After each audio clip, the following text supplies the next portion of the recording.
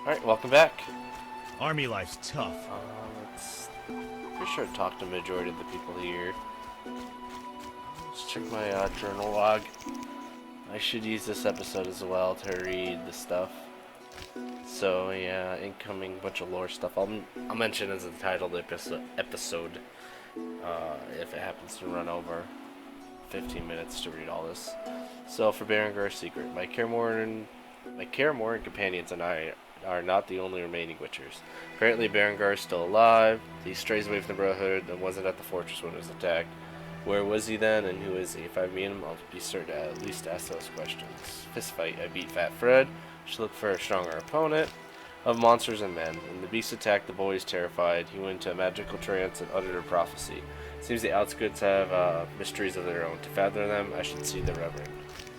Abigail the Noble Herbalist will pay cash for Barga skulls. I should see her as soon as I collect whatever she needs. Drowner contract. The Church of Eternal Fire has offered reward for killing drowners. The brains of the monsters must be presented as proof of their demise. As you can see, the quest can be only completed if the Bestiary contains entry about drowners. Kalkstein, the Alchemist, will pay for blood of 3 ghouls. Bestiary, Zokel of the leader community, the Reverend may know something about the man with the salamander brooch. I should see him as soon as possible. Wanted. Found an arrest warrant for the Professor, the man responsible for the assault of Kaer and Leo's death. If the Professor is a wanted man, Salamander must have enemies. Any of my enemy is my friend. I should talk to the city guards of Azima, see if they can't help me contact the Professor's foes. And Witcher secrets. I was lucky enough to track down a man who wears a salamander-shaped brooch in a settlement outside Vizima. The locals may know something about the organization. I must win their trust to learn where I could find the members of Salamandra. I should talk to the most prominent people in the community. It's just random people I have to talk to. Alright, the huge character list. Alvin, a boy named Alvin managed to escape the Barghest attack, which cost his foster mother her life. As a result of the shock, he started to divine the future and utter the prophecy of Ithlunin.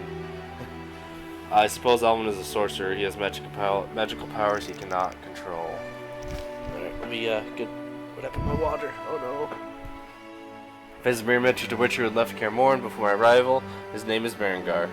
And cool, you kind of see his picture. That's what he looks like. Alright, need to take a drink of water. Dandelion. I've heard rumors of the famous bard and poet. Dandelion visits the outskirts. He is a cool character. Eskel, the calm and reasonable Witcher from Kaer is my peer. I wonder how he got the disfiguring scar. Kalkstein, the absent-minded alchemist, seems nice, but it is obvious that scientific theories have a greater concern him than the more prosaic aspects of life. Lambert, the young Witcher I met at Kaer sure has a biting tongue. He's rude, especially to Triss Marigold, who he addresses by her last name. Leo's the... poor Leo. Leo's the youngest of Kaer residents. He's not a full Witcher, though he's completed his training. He was subjected to mutation. Leo comes across as a hot-headed whelp, but is also kind-hearted and good. It appears that Leo is somewhat fascinated with me. He has heard the ballads about the White Wolf and now holds me in high regard. Leo was killed by the Professor, one of the leaders of the assaults of Kaer The boy was too hasty and inexperienced. I wasn't able to help him, even though I was right beside him. And as you can see with this, as you continue through the story, more dialogue entries get unlocked about each character depending on where you see them at and how they impact the story. And right there, this is all written as like Geralt. Keep calling him Geralt. I don't know why. I know it's Geralt. Like him writing in an actual journal about all his experiences and shit. Which is kind of cool. Mysterious Mage attacked Kaer in order to steal the Witcher secrets hidden in the fortress. One of the leaders of the fortress that attacked Kaer was the mage so powerful that even Triss Marigold could not oppose him. The organization that he leads uses a symbol of a salamander. Professor, one of the leaders of the salamander attack on Kaer was a man called the Professor, who seemed to be a cunning assassin. The other leader was a mage. It turned out the assault on Kaer was not the Professor's first foul deed. The arrest warrant shows clearly that my opponent is a wanton man. Shawnee. Soon after I arrived at the outskirts, I met Shawnee, an acquaintance from a long time ago, in quite dramatic circumstances. Shawnee's completely devoted to medicine, her passion, and she had plenty to do in the outskirts. There was no time for small talk. Got the impression that this is sensible, intelligent girl likes me a lot. Triss Marigold. Good lord, I already have a bunch of text. Along with me and the other witches, Triss fought in the defense of Kaer Morhen. The sorceress stood against a mysterious mage, one of the leaders of the assault. She was injured and lost consciousness. Ironically, Triss is allergic to magic, and she can be only administered natural healing potions. Triss Marigold is my friend. She saw me die, and my return to the world living surprised her. Triss is a sorceress, one of the most influential and talented of her kind. She has numerous powerful friends, and she knows the Kaer Morhen witchers. She's one of the few people who know the way to the fortress. I have a feeling Triss likes me a lot. Drink of water. After Leo's funeral, the sorceress teleported to Vizima. She decided to use her extensive contacts and search for information on Salamandra. Triss promised to find me as soon as I arrive in Vizima. And as you sleep with the characters, you can pick up the cards and see them at any time. Vesemir is the oldest and most experienced witcher, possibly older than Kaer Morhen itself. He spends each winter in the fortress and sets off on the road when spring comes, just like all the others. Despite his age, Vesemir is robust and lively. Many youngsters can envy him his health. An excellent fencer, he was the one who taught me swordsmanship. He has raised many witchers, including me. His disciples treat him like a father. Leo is probably the old witcher's last protege. The boy's death shocked him. He was one of the few to survive the assault in Kaer Morhen. He's well aware of the magnitude of the hatred some people feel for witchers. Vesna, a barmaid from the tavern in the outskirts. Vesna is quite a determined girl. She sells food and alcohol. As you can see, that's not a major character, but every character that you could possibly sleep with gets their own little character entry. So you can look at their cards. So she's one of those characters. Which I'll probably be doing on my evil playthrough, sleeping with as many people as I can. As opposed to the good playthrough with the switchers, quote unquote, focused on Triss. Neutral, I'm not sure what I'm going to do. Anyway, the inn in the outskirts is established to cater to the needs of travelers and merchants headed for Vizima. The owner is surrounded with high palisade.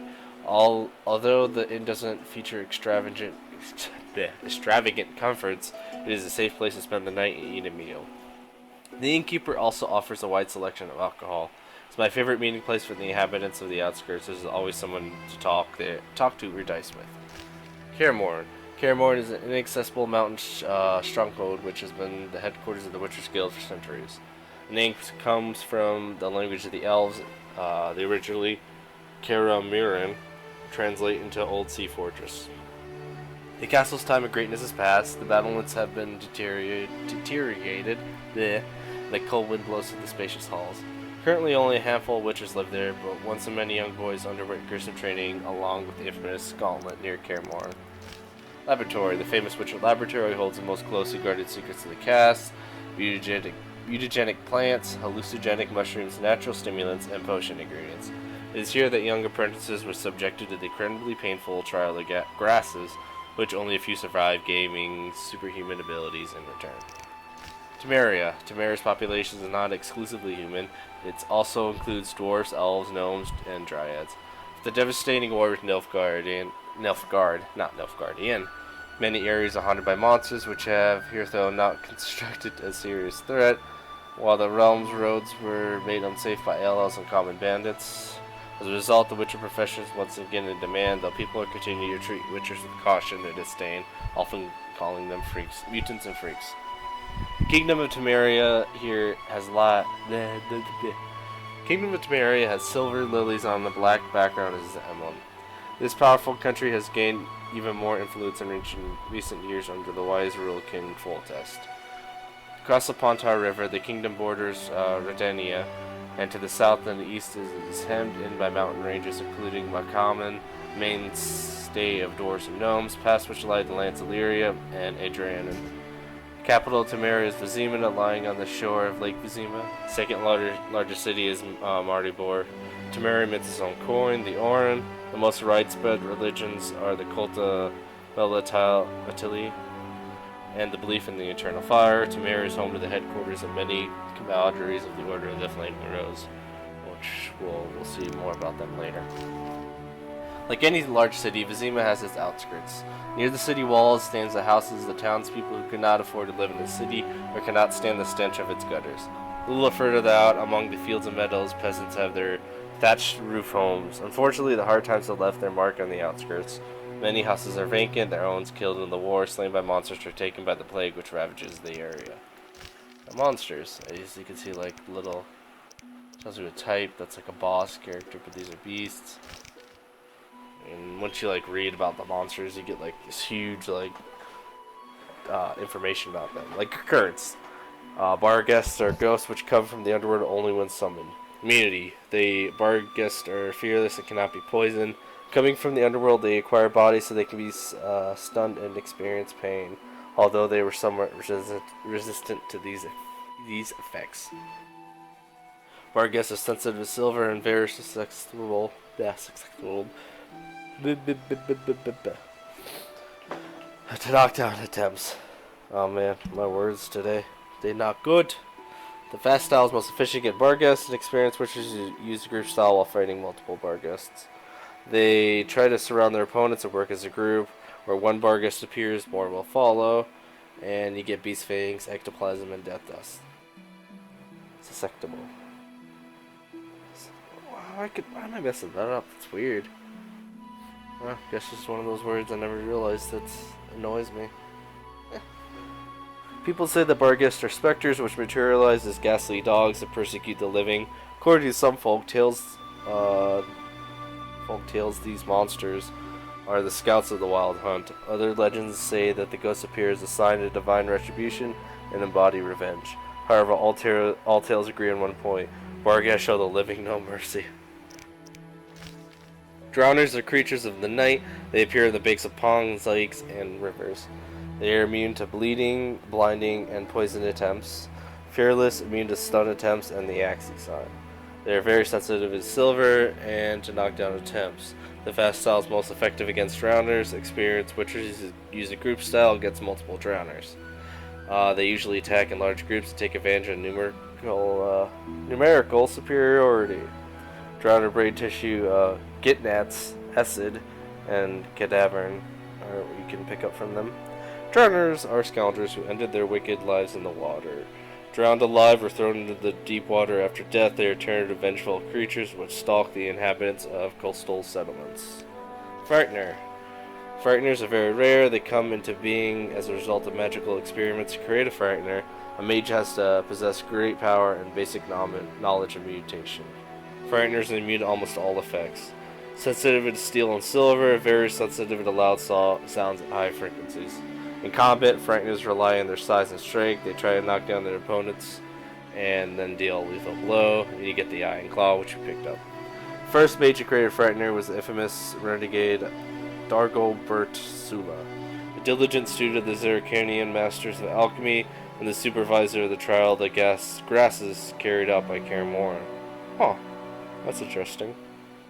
Upon beholding the abomination he had created, Sol is said to have cried, "What have I done?" He destroyed the monster. His notes, however, survived. Clearly. Ghouls are encountered on battlefields as well as cemeteries and abandoned crypts. They are resistant to common poisons. They are sensitive to silver and necrophage oil. The strong style is most effective against ghouls. Experienced witches use the group style while fighting multiple ghouls. Group of ghouls will try to knock down an opponent, surround him, and start eating him alive. Good God. And you get the abomination, lymph, white vinegar, and ghoul blood. Ghouls are said to have been humans who were once forced into cannibalism and, after many years in dark crypts, underwent a horrifying transformation. Only human flesh can satisfy their internal hunger, so they kill people and store their remains in the recesses of their lairs. Grave ears. Grave ears appear when they can find food, preferably human corpses, but any carcass will do. They are immune to common poisons and resistant to knockdown attempts. Tough poison, a tough skin, and thick muscles protect them from blows. They are sensitive to silver and necrophage oil. The strong style is most effective against grave ears. Grave ears try to knock the victims down and eat them alive. Cadaver and white vinegar and grave ear bone. After the war with Nilfgaard, grave ears have become a real plague. Till then, the monsters were familiar only to specialists and professional beast killers, thus everyone mistook them for ghouls. Today, any child can give an accurate description of a grave ear, and people who have passed near battlefields or necrophilies offer first-hand accounts of the horrible murders committed by these ruthless necrophages. Damn. Alright, formula is the random ones. Blizzard is one of the most powerful Witcher's potions, and improves reflexes and reaction time, allowing a Witcher to get better parry and evade attacks. The potion is made by mixing ingredients, providing 2 measures each of vitriol and ribis. Strong, high-quality alcohol must be used as a base. The duration of the effect is brief, and toxicity is medium. Witchers usually drink the Blizzard potion immediately before combat. The potion is also favored in especially dangerous situations. Excuse me. I think I clicked necrophage oil on accident. It is a blade coated with the substance inflicts increased damage on necrophages. The oil is made by mixing ingredients, providing 2 measures of vitriol and 1 measure of aether. Grease must be used as a base, and it's long lasting. Necrophages are accustomed to poisonous vapors, yet even the most rancid ghouls and graveyards cannot withstand the poison wounds inflicted by a blade coated with necrophage oil. Cat potion. This potion grants vision in total darkness. The potion is made by mixing ingredients, providing a total of 1 measure of ribis, 2 measures of cure birth, and strong alcohol must be used as a base. It is long lasting and low toxicity. Cat is said to have been the first potion created specifically for Witchers. Concoction allows Witchers to pursue monsters into the layers, including dark caves, ruins, or crypts. Because it augments the vision to pick up additional wavelengths of light to prevent the blinding, the embedder's pupils automatically narrow when in bright light. This is possibly the potion most commonly used by Witchers. I'll be using that a lot as well. Probably be doing a lot of alchemy also, since I'm going to be doing the plants and shit. That's basically what I'm going to be putting in my storage box. It's just alchemy materials. Alright, a blade coated with the substance causes crippling pain to a wounded creature. Creatures which do not feel pain are immune to its effects. The oil is made by mixing ingredients, providing 1 measure of each vitriol, aether, and hydrogen. 2 measures of vermilion. Top quality grease must be used as a base. It is long lasting. Formula for the substance comes from the city of Crinford, where it is widely employed by the dark characters of all kinds. It's a lot of potion stuff. Excuse me, but I'm glad they have like stuff like in here where it tells you what it does, what's its lore behind it. It's kind of cool, at least to me. When imbued with this Budgetic potion, adds 1 bronze talent, which can be used to acquire enhancements. Potion is made by mixing a Frightener's Eye with ingredients, providing 1 measure of each vitriol, Q-Birth, and Ribris. Strong, high-quality alcohol must be used as a base. Its effects are immediate and no toxicity. Sorcerers who pioneer the Witcher mutations that discover that mixing rare and powerful ingredients with more common substances result in potions that strengthen Witcher's mutations. This potion, made with a Frightener's Eye, transforms and fortifies the Witcher's body when consumed. Potion for Triss. This potion is intended for Triss and has no other use. Potion is made by mixing a Frightener's Claw with ingredients, providing a total of 1 measure of Rebus and Vitriol. Immediate, no toxicity. According to Lampert's instructions, the potion for the uncautious sorceress Triss can be made of Celadine, a Frightener's Claw, and its Simwant mushroom, though calcium equum could replace the latter ingredient. Once gathered, these components should be mixed with white gold. Swallow Potion. Swallerix, Cellerix, the regeneration of vitality. The potion is made from ingredients, providing 1 measure of each vitriol and aether, 2 measures of rebus, and a strong, high-quality alcohol must be used as a base. Duration of effects are brief and has medium toxicity. There is no bird more powerful than the swallow, the harbinger of spring. Even the dark mages who developed the formula for Witcher's potions appreciated the charm of this bird, lending its name to the potion that accelerates regeneration of a mutated organism. Tawny Owl significantly increases endurance regeneration. It is particularly valued by Witchers who often use signs in combat. Potions made from ingredients providing 1 measure of vitriol and 2 measures of aether. Strong alcohol must be used as a base. It's long-lasting and has medium toxicity. Preparation for an all-night vigil at the side of the Cursed Man or before battle, which is certain to be prolonged. Witcher mixes the dose of Tawny Owl potion to boost his endurance. Thunderbolt greatly increases damage inflicted on opponents, makes dodging and parrying impossible. Potions made by mixing ingredients, providing 1 measure of each vitriol, hydrogenum, and ribus. 2 measures of vermilion. Strong top quality alcohol must be used as a base, long lasting, and has high toxicity. Witchers take this potion before fighting strong, heavily armored opponents. Imbuing Thunderbolt causes Witchers to enter into battle trance. While in this state, witchers attack more efficiently and cause greater damage, while at the same time neglecting their own defense and becoming an easier target. And White Gull. White Gull is a hallucinogenic beverage, but it can be also used to create other potions. It serves as the base for complex potions, accommodating up to 5 other ingredients. Potions are created by mixing ingredients providing 2 measures of vitriol and 1 measure of rebus. Strong alcohol must be used as a base and is long-lasting and has medium toxicity. White Gull is a mild hallucinogen which provides pleasure during the long nights witchers spend at their fortress waiting out the winter. Witchers make this potion using secret sapphirites grown in the dungeons of Kaer Morhen, but also made from commonly available ingredients. Ingredients! Here's a bunch more stuff. And then we have the glossary and then tutorials, which I'll just go over. What's nice about this is that after I read it, the exclamation mark goes away. So if someone gets updated, I'll be able to read that part. That's kind of how I'm going to do it. After each act, or chapter, whatever you want to call them, I'll be reading like the descriptions of all the stuff I found. Books I'll probably read along the way, since I kind of need to, for a lot of the stuff. Because I'm usually, a lot of times, just read the book and then sell it again, to get it out of my inventory. Alright, Abomination Lymph. Obtained from the bodies of fielders, scimitars, garkins, ghouls, alps, bruxae, and bloodzoogers. Aether. Aether, indicated in a purple, is basic alchemical substance. It is found in many ingredients, including herbs, minerals, and monster parts. Beast fangs. Obtained from carcasses of dogs, wolves, barghest, mutants, skullheads, and armored hounds. Cadaverine. Obtained from the bodies of drowned dead, devourers, drowners, alghouls, and graveyears. Calcium equum. Popular mineral commonly referred to as horse lime.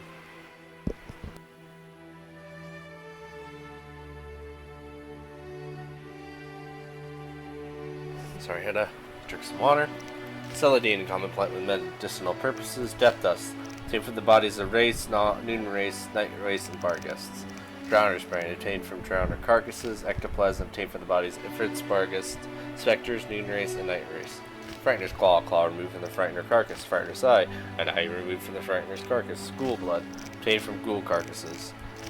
Ginnat's acid, acid presented in the bodies of drowners and ghouls. Graveyear bone, obtained from the bones of bodies of graveyears. Hydrogenum. Hydrogenum, indicated in silver, is a basic alchemical substance. It is present in many ingredients, including herbs, minerals, and monster parts. Cuberth. Cuberth, indicated in yellow, is a basic alchemical substance. It is presented in many ingredients, including herbs, minerals, and monster parts. Rebus, indicated in green, is a basic alchemical substance. It is present in many ingredients, including herbs, minerals, and monster parts. Special ingredients. Mutagenic witcher's potions require special ingredients obtained from rare monsters. These ingredients contain unique combinations of substances, thus cannot be replaced by any other. Vermilion. Vermilion, indicated in orange, is a basic alchemical substance. It is found in many ingredients, including herbs, minerals, and monster parts. Cough. Vitriol. Vitriol, indicated in blue, is a basic alchemical substance. It is found in many ingredients, including herbs, minerals, and monster parts. White vinegar, an alchemical catalyst obtained from the carcass of ghouls, alghouls, scimitars, and graveyears. Glossary. Catrania. A disease which quickly spread throughout the northern countries after the War of Nilfgaard. Those who suffer from the Catrona die a terrible death. Their convulsions become stronger each day. They vomit blood and mucus, have bloody diarrhea. After a fortnight or so, they die in agony. Dwarves. Dwarves are shorter than humans, but tougher and more muscular. Rare dwarves wear long beards. They are usually gruff but can be merry and renowned for their stubbornness. Considered excellent craftsmen and warriors, many have earned grudging acceptance in human society. Still, it is not uncommon for young dwarves to join the Scoia'tael rebels to fight for more rights for non-humans and to end of persecution. Ethland's prophecy. An old elf prophecy about the end of the world. A wolf's blizzard approaches, the time of sword and axe. The time of the white frost and the white light, the time of madness and disdain. Ted Derrida, the final age.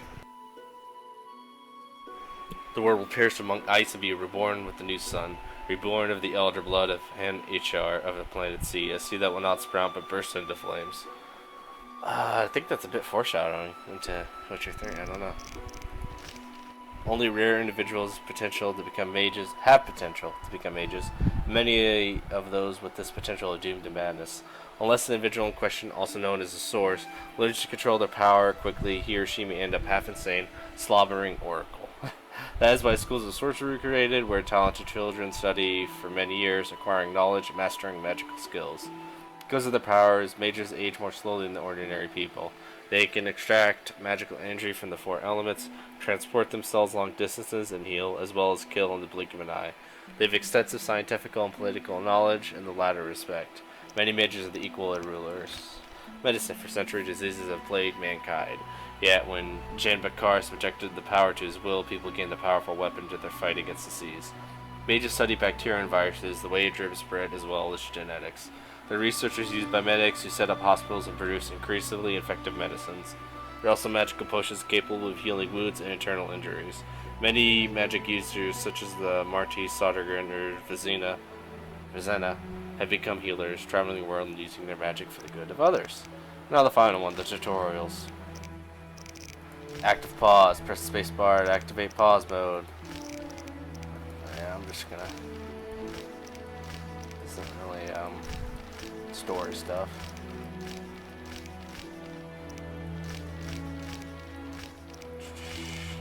Nah.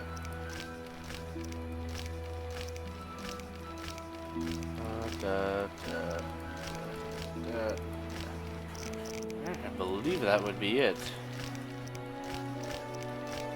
Where's the...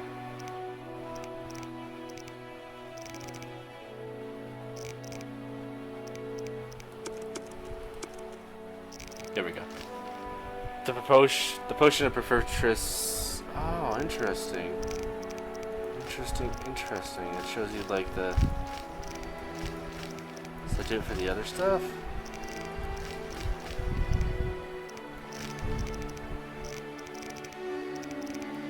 Vesemir told me to prepare a potion for Triss, who is wounded. Lambert is watching over the sorceress in the main hall. He'll give me further instructions. I need to see Lambert in the main hall of Kaer Morhen, find out how to brew the potion. Lambert will help me brew the potion first, and I need to bring a middle from the evening hall on the upper floor, and some alcohol from the armory. Let's also kill any bandits I encounter along the way.